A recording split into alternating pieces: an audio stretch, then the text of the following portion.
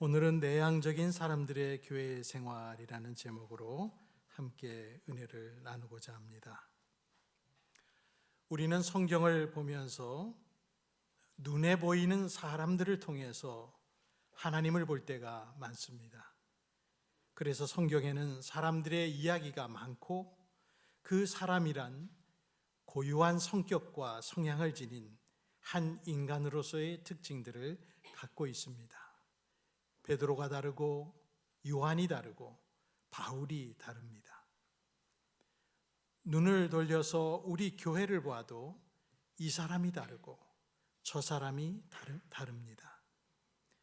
그렇다면 상대적으로 교회 생활이 더 힘든 성향의 사람은 있을까?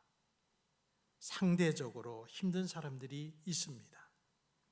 예전에 우리가 보통 내성적이라고 부르던 성향의 사람들, 오늘은 그런 특징을 가진 사람들을 내향적인 사람이라고 표현하겠습니다.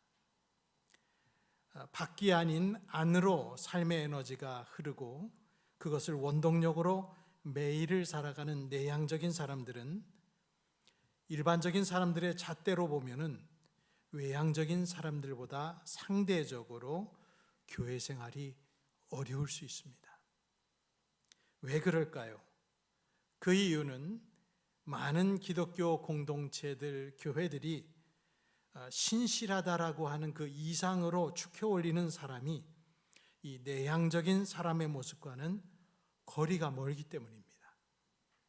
미국의 애덤 맥큐라는 목사님은 이렇게 표현을 합니다. 여기 한 사람이 있다고 하자. 그는 매우 사교적이고 타인과 어울리기를 좋아한다. 그는 생각이나 감정을 숨기지 않고 열정적이며 투명한 사람이다. 그의 얼굴에는 정열과 미소가 넘친다. 그는 자기 신앙에 대해 나누는 것을 편안하게 여기고 리더십이란 곧 책임감이라고 확신하며 새로운 사람들과 쉽게 어울린다. 그는 폭넓은 영역에서 다양한 활동과 모임에 참여하고 사람들을 자기 집으로 열심히 초대한다.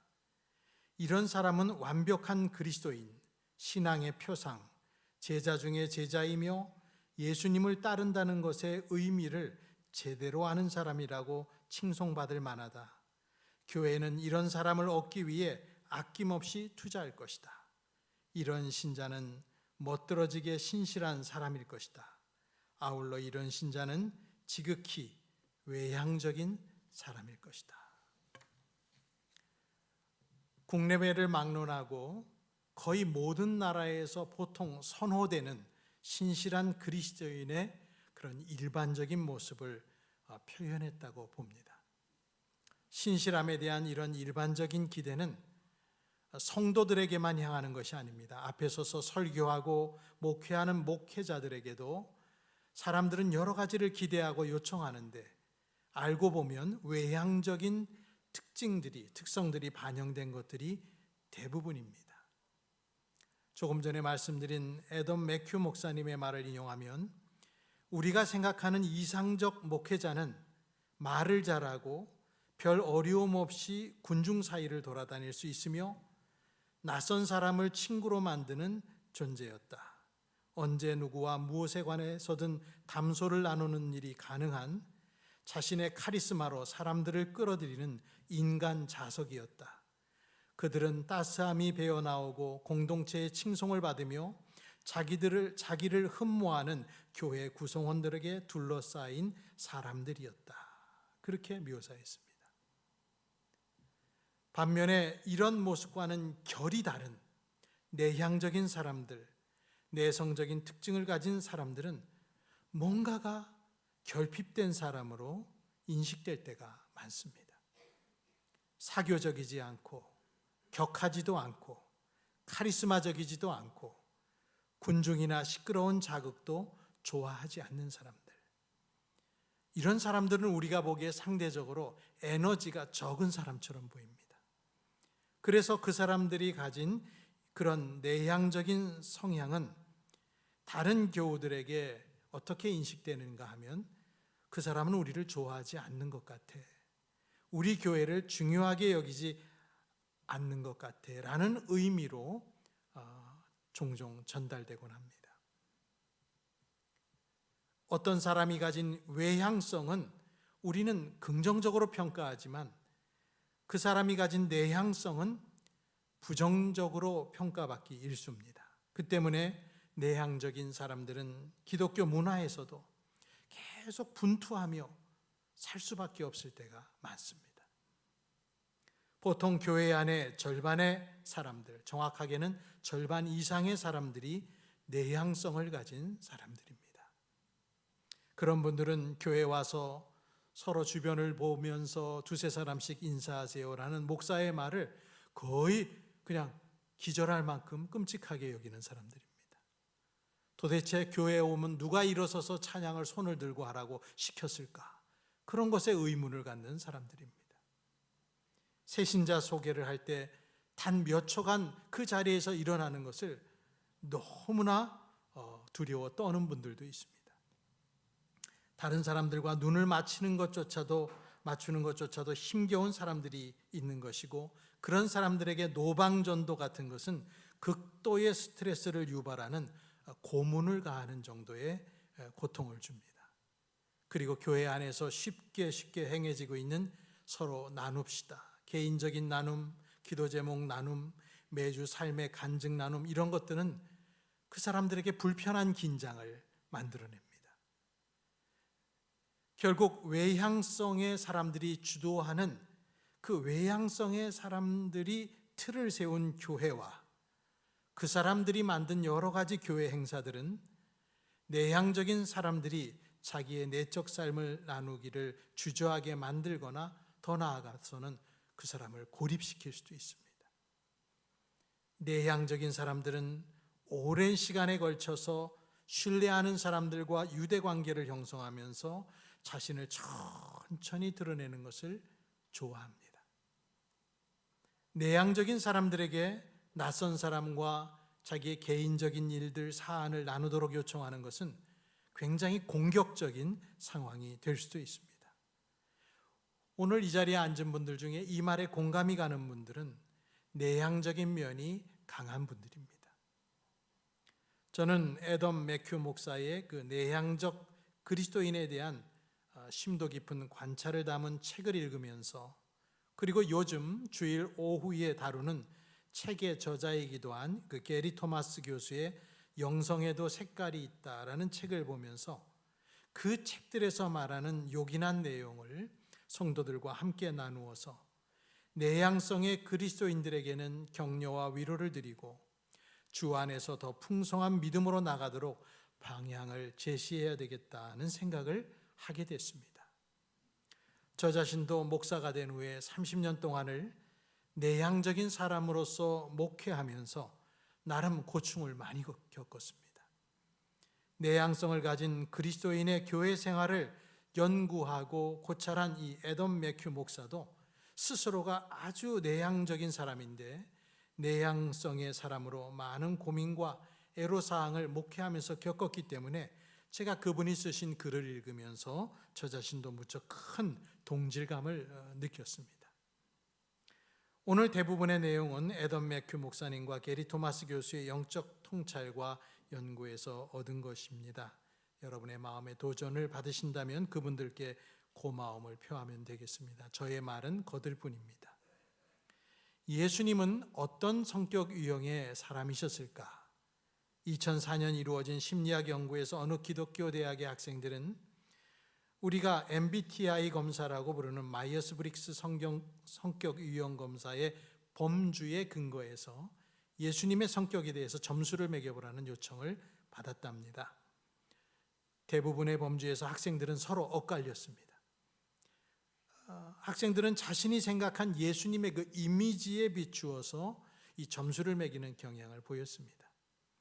그런데 학생들이 한쪽으로 명백하게 치우치는 경향을 보이는 두 개의 범주가 있었는데, 하나는 사고 대 이 감정의 범주에서 87%의 학생들은 예수님을 감정지향적인 분이다, 그렇게 평가했습니다.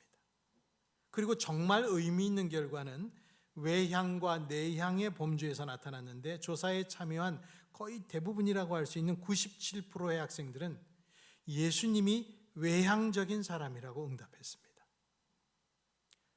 자기 자신의 성격 유형이 외향적인 것과 내향적인 사람 모두가 압도적으로 예수님을 외향적이라고 말한 것이죠. 아마 여러분에게 조사해도 아마 비슷할 것 같습니다. 이런 생각이 놀라운 것은 예수님의 성격에 관한 성경의 증거들이 그렇게 명료하지 않기 때문입니다. 예수님은 보통 군중 가운데에서 그 사람들을 가르치셨지만 때로 중요한 때마다 홀로 기도하시기 위해, 그리고 가장 가까운 친구들과 시간을 보내기 위해 군중으로부터 스스로 물러나셨습니다. 예수님은 급하게 밀려오는 군중의 기운으로부터 거리를 두기 위해 배를 빌려서 떨어져서 가르치셨습니다. 예수님께서는 깊이 있는 관계를 선호하시고 선택된 몇 명의 제자들과 대화를 좋아하신 것으로 보입니다. 베드로, 야고보, 요한. 분명한 것은 알 수 없더라도 예수님은 외향성과 내향성의 균형을 이룬 분으로 우리는 그렇게 봅니다. 그렇다면 어떻게 97%의 이 미국의 학생들은 예수님을 외향적이라고 말하게 된 걸까요? 그걸 분석한 교수님의 말에 따르면 외향성이 내향성보다 가치 있다고 평가하는 이 북미 문화, 미국의 문화를 반영한 것이라고 평가했습니다.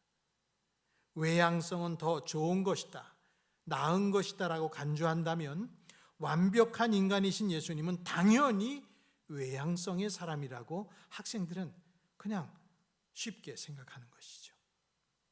애덤 매큐 목사님 말하기를 미국 주류 문화에서는 말을 잘하고 활동적이고 에너지 넘치고 자기 주장이 강한 사람들이 이점을 갖는 문화라고 합니다. 미국만 그런 것은 아닐 것 같습니다. 상업주의에 기반하고 성공주의가 만연한 자본주의 체제의 여러 나라들 다 비슷할 것이고 우리나라도 마찬가지일 거라고 봅니다.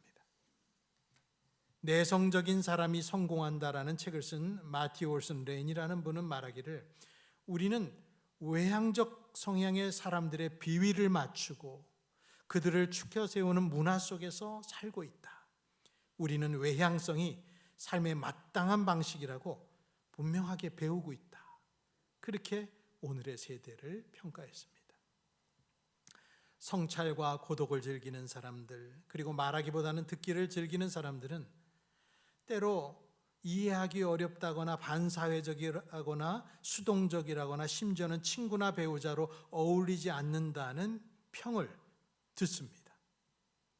그럼에도 인구의 절반 정도는 내향적인 사람으로 조사되고 있고 교회의 절반도 내향적인 사람들입니다. 객관적인 수치를 조사한 걸 보면 한 51% 정도가 내향적인 사람이라 하니까 거의 절반 정도로 보면 될 것 같습니다. 성경 내용을 채운 수많은 사람들은 다양한 특성의 인물인데 예수님의 12제자 중에 가장 많이 언급된 베드로는 어떤 사람이죠? 외향적인 사람이죠. 솔직한 사람이었고 공격적인 사람이었고 말하고 행동하는데 매우 빠른 사람이었습니다. 제자들의 중심에 자기를 세웠고 자기 생각을 직설적으로 표현했고 실수를 통해 배움도 얻었습니다. 예수님을 메시아라고 고백한 첫 번째 사람이고 오순절에는 수천 명 사람들 앞에서 원고도 없이 설교를 했습니다. 그 정도로 담대했습니다. 반대로 내향적 성경의 인물로는 이스라엘 민족의 조상 야곱을 생각할 수 있습니다. 오늘 우리가 첫 번째 읽었던 본문에 나오는 주인공이죠. 성경은 그 사람을 뭐라고 표현하느냐? 창세기 25장 27절에 조용한 사람이다. 조용한 사람이다. 차분한 성격을 가진 내향적인 인물로 보입니다. 반면에 쌍둥이로 태어난 형인 에서는 몸에 털도 많고 사냥을 익숙하게 하고 들에서 사는 들사람이 되었다고 성경은 말합니다. 거친 사냥을 즐기고 집보다는 들에 나가 사는 삶을 즐긴 에서가 외향성을 가진 사람으로 보입니다. 에서는 이후에 동생 야곱을 죽여서 한을 풀려한 것을 볼 때도 그 성향을 미루어 짐작할 수 있습니다. 아버지는 그러나 에서를 좋아했지요. 이삭은. 어머니 리브가는 주로 집에 있고 차분한 아들인 이 야곱을 좋아했습니다. 또 출애굽의 지도자 모세도 생각납니다. 모세는 광야에 홀로 있을 때 자기 자신을 일컬어 나는 말을 잘 못하는 사람입니다 라고 하나님께 대답하며 소명을 거부했습니다. 그래서 결국 말 잘하는 형 아론을 대변인으로 세워 말할 때는 전부 형이 말하게 그렇게 했습니다. 바울의 제자였고 목회자였던 디모데 같은 사람은 내향적 사람으로 보입니다. 왜냐하면 디모데후서 1장 7절에 보면 바울은 디모데에게 성령께서는 그 두려워하는 마음을 주시지 않고 능력을 주신다, 이렇게 그를 두려움에서 벗어나도록 권면한 걸 보면 외향적인 사람은 아닌 것 같습니다. 비록 성경 인물들이 어떤 성격 유형인지 단정적으로 말할 수는 없더라도 하나님이 세상을 향한 하나님의 사명을 수행하게 하기 위해 하나님은 서로 다른 성격을 가진 사람을 사용하셨으며 또 사용하신다고 말할 수 있습니다. 우리는 교회를 이루는 절반 이상의 내향적인 사람들을 이해하며 하나가 되는 데서부터 현실 교회의 그 만연한 내향적인 성도들에 대한 그 오해를 거기서부터 벗겨나갈 수가 있습니다. 저는 내향적인 사람으로서 목사가 되어서 30년을 설교하고 신방하고 교회를 이끌어가고 있습니다. 전도사 때부터로 따지면 37년입니다. 목사가 해야 할 일을 열거해보고 목사가 해주었으면 하는 것들을 이렇게 다 적어보면 대부분 외향성의 사람들이 감당해야 될 것들이 많습니다. 내향적인 사람들이 처리하기 어려운 일들이 목회에는 많습니다. 목회 사역이란 위기 상황에서 재빨리 움직여야 되고 한 모임에서 다음 모임으로 옮겨가야 되고 서로 대립하는 성격을 가진 사람들을 움직이도록 하는 일을 해야 됩니다. 내향적인 목회자들은 사람들과 관계하기 위해 에너지나 내면의 따스함을 끌어모을 때조차도 금세 진이 빠지고 지쳐서 낮잠을 자야 할 상태에 이릅니다. 그래서 저나 아내 같은 내향적인 사람은 신방을 몇 군데 하고 오면 꼭 낮잠을 자야 돼요. 그리고 잠을 충분히 자지 않으면 힘을 낼 수가 없습니다. 그게 내향적인 사람들의 특징입니다. 그렇지만은 내향적인 사람들은 고독의 시간과 성찰의 시간과 개인적인 성경 공부 시간을 즐겨합니다. 사람들을 좋아하고 인간관계와 대화를 가치 있게 여기지만 좋아하는 사람들과 시간을 보내는 중에도 혼자만의 시간을 갈망합니다. 낯선 사람들로 가득한 군중 사이에 섞여 있는 일은 저 같은 사람을 굉장히 지치게 하는 일입니다. 사람들 앞에 서서 자신감 있게 설교하는 일까지는 가능하다고 할지라도 그 후에 교제 시간에는 말수가 적어집니다. 에덤 맥큐 목사가 한 말을 그대로 옮기자면은 내가 그날 할 말의 분량을 다 채웠기 때문이다. 더 이상 할 말을 갖지 못합니다. 아마도 외향성을 가진 사람들은 이런 모습을 쉽게 이해하지 못할 것입니다. 제가 지금 말씀드린 특징들이 바로 내향성이라 부르는 기질들입니다. 저는 개인적으로는 제 성격과 맞서는 삶을 살려고 하지는 않습니다. 대신 조화를 이루는 방법을 터득하며 배우면서 그렇게 살고 있다 말할 수 있는데, 그것은 저에게 있어서는 하나님을 발견하는 여정이 되고 또 하나님의 손길을 경험하는 순간들이 됩니다. 교회 안에 절반 이상을 차지하는 내향적인 사람들의 어찌 보면 분투와도 같은 삶을 그렇지 못한 성도들은 조금 이해해 줄 필요가 있습니다. 내향적인 사람들이 왕성하게 활동하기는 쉽지 않습니다. 그것은 기질적으로 그렇습니다. 사실 외향성을 은근히 다들 지켜 세우고 공공연하게 외향적인 특성을 가진 교회 지도자를 구하는 것은 지금 우리 눈에 보이는 현대교회의 일반적인 특징입니다.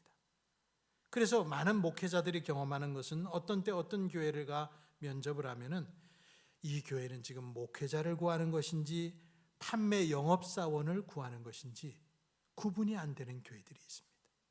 그런 이유로 모욕적일 때가 많습니다. 알고 보면 내향적인 사람들은 교회의 사역과 그리스도의 몸을 세우는 일에 폭넓게 공헌할 만한 여러 좋은 자질들을 많이 갖고 있습니다. 그래서 내향적인 사람과 외향적인 사람이 각각의 자신의 강점으로 기여하고 서로를 보완하면서 동역자가 되어 교회를 이끌 때 그것은 성령이 공동체를 조화롭게 이끄신다는 증거가 되고 공동체가 특정 성격에 대한 추종에 의해 움직이지 않는다는 증거가 됩니다. 내향적이지 않은 성도들은 먼저는 이 내향적인 유형의 성도들을 이해하고자 하는 그 마음의 폭을 넓힐 필요가 있습니다. 우리가 보통 교회에서 친밀함의 이상적 모습으로 여기는 게 뭐죠? 꾸준히 사람들과 함께하는 것들, 각종 활동과 대인관계에 많이 참여할수록 그 사람이 하나님과 더 가까이 있을 거라는 생각을 갖는데 그 생각을 주의 깊게 보셔야 됩니다.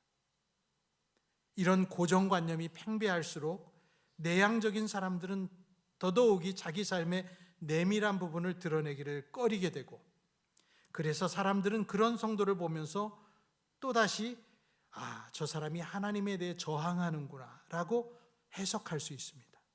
악순환이 계속되는 것입니다. 좋은 지도자의 자질을 가졌음에도 외적인 표현을 많이 보이지 않기 때문에 교회 안에서 지도자로 계속 세움받지 못하는 것도 여러분 생각해 보셔야 됩니다. 교회마다 직분자를 뽑을 때 외향성 위주의 잣대로 인물을 뽑기 원하면은 자칫 숨어서 겸손히 봉사하고 보이지 않는 곳에서 교회를 세우는 것의 가치를 인정하지 않는 것 같은 모습이 되는 것이죠. 그러면서 그런 모습으로 섬기는 사람들에게 낙심을 가져다 줄 수 있습니다. 그런 후에 사람들은 농담 겸 진담 섞어서 이런 말을 하죠. 장로, 권사, 안수 집사가 되려면 주차위원을 해야 돼. 그리고 식당 봉사를 해야 돼. 사람들 눈에 많이 띄는 일을 해야 직분자가 된다는 것이죠. 너무 많은 대인관계에 지치고 때로 고민에 빠지는 내향적인 그리스도인들은 현대 교회가 원하는 많은 요청들 때문에 스스로 주변인처럼 느낄 때가 많습니다. 내적인 사람들은, 내향적인 사람들은 친밀한 관계를 반대하는 것이 아니라 관계의 깊이, 그 관계의 깊이에 힘을 얻습니다. 예수님과의 친밀함을 좋아하지만 동시에 교회에서 자신이 더 편안함을 느끼는 소수의 사람들과 교류하는 것을 더 선호합니다. 하지만 보통의 교회들의 분위기는, 특별히 이 글을 쓴 애덤 맥큐 목사님이 보는 미국의 교회는 약간 수다스럽고 그리고 활동적인 그 복음주의 기독교 문화의 전형적인 모습을 갖고 있는데, 그 속에서 내향적 사람들은 얼핏 자기에게만 관심 있고 남에게는 냉담한 것처럼 보인다는 것이죠. 수년간 교회에 성실하게 출석했음에도 불구하고 여전히 주변인으로 자기를 느낀다는 것입니다. 미국 같은 경우는 이런 교회 분위기가 형성된 것이 18세기, 19세기의 대각성 운동의 영향과 또 20세기에 들어서면서의 미국적 실용주의의 영향이 컸다고 분석합니다. 그래서 미국 복음주의는 생각하는 사람들보다는 행동하는 사람을 중요하게 여기게 됐습니다. 우리는 교회 내에서 흔히 발견하는 이 내향성의 성도들을 보면서 그 내향성을 불순종이나 자기만 사랑하는 자기애로 단정하지 마셔야 됩니다. 이게 외향성을 가진 성도들이 가져야 될 마음이 아닐까. 과거 기독교 역사를 보면 혼자서 묵상하고 지내는 성도들이 가장 존경받는 인물로 자리매김하던 시절이 여러 차례 있었습니다. 4세기와 5세기에는 일단의 남녀들이 새로 건설된 왕성한 기독교 국가의 부유함과 자기과시에서 과감히 떠나서 이집트 사막으로 들어갔습니다. 사막의 교부와 교모로 알려진 이 영적 난민들은 그들의 영혼을 포위한 부와 탐욕의 힘과 싸우기 위해 철저한 고독의 삶을 살았고, 많은 사람들은 또한 그것을 존경했습니다.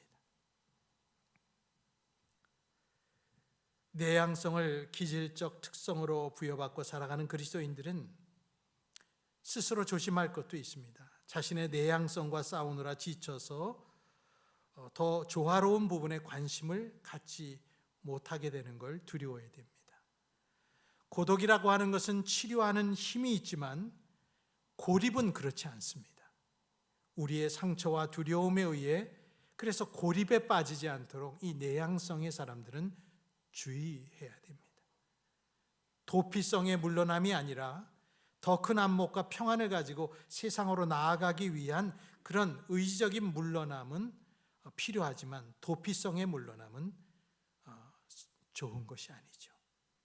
그리고 우리는 이것을 구분할 지혜를 하나님께로부터 받아야 됩니다. 건강한 사람은 즐거운 마음으로 내면 세계에 깊이 들어가는 동시에 외부를 향해서도 나갈 줄 알아야 됩니다. 필요에 따라 외부 세계와 분리될 수도 있고 다른 사람들과 연결될 수도 있습니다. 진정한 사랑에는 둘 다가 필요합니다. 물론 외부를 향한 내향적인 사람들의 움직임은 그들만의 그 보폭에 맞게 작은 걸음으로 나갈 수는 있지만, 그럼에도 외부를 향한 움직임은 그치지 않고 계속 진행되어야 됩니다.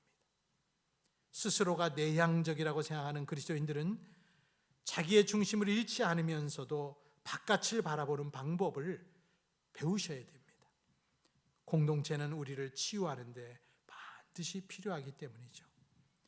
내향적인 사람들은 보통 혼자서 고통을 감내하는 경향이 있습니다. 그래서 어두운 감정을 내면화하고 외로움을 키우기 쉬운 사람들이죠. 그러면서 자신에게 다가오는 사랑과 공감의 마음들의 문을 닫기 쉽습니다. 2차 세계대전 당시에 순교한 젊은 천재적 신학자인 디트리트 보네포 목사님은 그의 책에서 이런 얘기를 했습니다.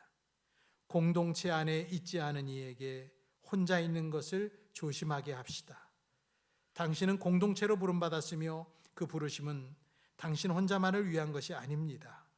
부름받은 사람의 공동체에서 당신은 당신의 십자가를 감당하고 분투하고 기도합니다. 당신은 사망 가운데서조차 혼자 있는 것이 아닙니다. 마지막 날에 당신은 예수 그리스도의 위대한 회중 가운데 한 사람으로 존재할 것입니다. 형제들의 공동체를 경멸한다면 당신은 예수 그리스도의 부르심을 거절하는 것입니다. 그렇게 되면 당신의 고독은 당신에게 그저 상처일 뿐입니다. 라고 말했습니다. 우리 교회 안에 있는 많은 내향적 성품의 우리 교우님들, 우리는 헌신하거나 이름이 알려지는 일 없이 교회 한 구석에 머물거나 한 교회에서 다른 교회로 흘러가고 싶은 유혹을 받습니다. 주변부에 머물러 있으면 누군가에게 신세지지 않아도 되고 사람들도 우리에게 기대하지 않습니다. 우리는 그렇게 거절당하는 것을 피하는 것이죠. 그러나 그 결과 우리는 관계의 친밀함과 영적 성장의 기회를 잃어버릴 수도 있습니다. 우리가 사랑하는 법, 봉사하는 법, 경청하며 용서하는 법을 배우는 곳은 여전히 주님의 공동체, 바로 교회입니다. 성경 히브리서 10장 24절 25절은 말씀하죠. 같이 읽어볼까요? 서로 돌아보아 사랑과 선행을 격려하며 모이기를 패하는 어떤 사람들의 습관과 같이 하지 말고 오직 권하여 그날이 가까움을 볼수록 더욱 그리하자. 우리는 살아가면서 이런 사람 저런 사람을 만나서 아름다운 조화를 이루고 호흡을 맞춰가고 보폭을 맞춰가며 인생 여정길, 순례길의 동무가 되곤 합니다. 이제 그동안 간과되고 있었던 교회 안에 이 내향적인 사람들의 보배로움을 새롭게 보며 그 사람들의 리듬을 받아들이고 수용하는데 우리가 더 성숙했으면 좋겠습니다. 우리가 바라는 형식의 참여 방식만 요청하거나 고집하지 말고 사람들은 여러 가지의 모습으로 주님의 교회에 참여할 수 있다는 것을 이렇게 허용할 수 있어야 됩니다. 표현하자면 내향적인 사람들이 공동체를 향하여 나가는 여정은 이 나선형과 같다 할 수 있습니다. 내향적인 사람들은 공동체로 한 걸음 한 걸음 들어섭니다. 나선을 그리며 바깥으로 갔다가 이동하며 진입과 후퇴와 재진입을 반복하면서 나선을 한 번 그릴 때마다 공동체 안에 더 깊이 들어가게 됩니다. 교회의 우리 성도들은 그 사람이 나선을 그리며 공동체에 들어왔다 나갔다 하는 것을 용인해 주면서 그 사람의 여정을 긍정해 주고 내향적으로 남을 자유를 허용할 수 있어야 됩니다. 말씀을 맺습니다. 우리 모두는 다르지만 다른 모습만 고집할 것이 아니라 타인의 세계로 들어가라는 부르심에도 복종해야 됩니다. 로마서 15장 5절에서 7절은 이렇게 말하죠. 이제 인내와 위로의 하나님이 너희로 그리스도 예수를 본받아 서로 뜻이 같게 하여 주사 한 마음과 한 입으로 하나님 곧 우리 주 예수 그리스도의 아버지께 영광을 돌리게 하려 하노라. 그러므로 그리스도께서 우리를 받아 하나님께 영광을 돌리심과 같이 너희도 서로 받으라. 우리는 서로의 믿음을 북돋아 주면서 그리스도를 본받아 하나를 이루어 주님이 저와 여러분을 받아주신 것처럼 우리도 서로를 받아줘야 됩니다. 타인의 세계로 들어가라는 부르심입니다. 우리가 타인에게 베풀어야 할 가장 큰 은사는 바로 우리 자신이기 때문입니다. 기도하겠습니다. 주님, 오늘은 하나님께서 우리 각자에게 허용하신 기질을 생각하며 내향적이어도 주님과 친밀하게 교제할 수 있고 허락하신 교회 공동체와도 조화를 이룰 수 있다는 것을 나눴습니다. 야곱처럼 조용한 사람도 베드로처럼 떠들썩한 사람도 모두가 주님이 만드신 바오니 서로가 서로를 이해하고 받으며 내게 없는 빛을 타인을 통해서 보는 풍요로움과 다채로움을 경험케 하여 주시옵소서. 내향적 그리스도인들이 자칫 멀리 가서 길을 잃지 않도록 도와주시고 외향적 그리스도인들이 거칠의 신앙으로 가볍지 않도록 가르쳐 주시옵소서. 예수님의 이름으로 기도합니다. 아멘. 찬송 465장입니다.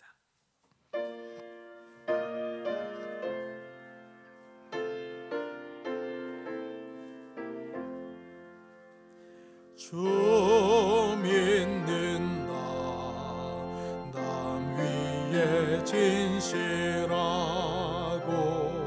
날 보는 자 위에서 정결코 담대하여 이 세상 환난 중에 나 용감히 늘 승리하리라.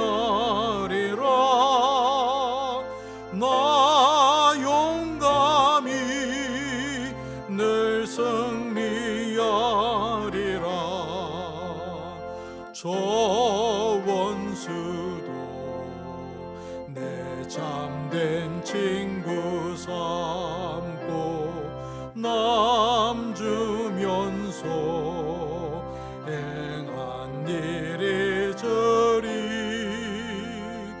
연약한 나 늘 온유 겸손하여 늘 섬기며 기쁘게 살리라. 늘 섬기며 기쁘게 살리라.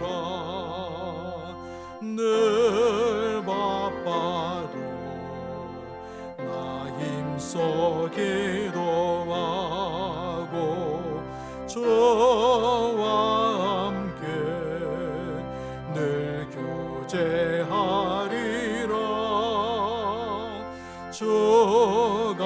길, 그 발자취를 따라 믿음으로 늘 살게 하소서. 믿음으로 늘 살게 하소서. 아멘.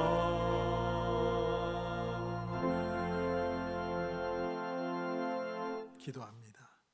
이제는 우리 주 예수 그리스도의 은혜와 하나님 아버지의 사랑과 성령님의 감동 충만케 하심이, 비록 자신의 성향이 내향적일지라도 그리고 외향적일지라도 자신의 한계를 극복하며 끊임없이 타인을 향하여 손을 내밀고 공동체 안으로 서서히 들어가 주와 함께 되기를 원하는 모든 성도들 위해, 그리고 그렇게 서로를 이해하며 사랑하기를 원하는 우리 교우들 위해 영원토록 함께 있을지어다. 아멘.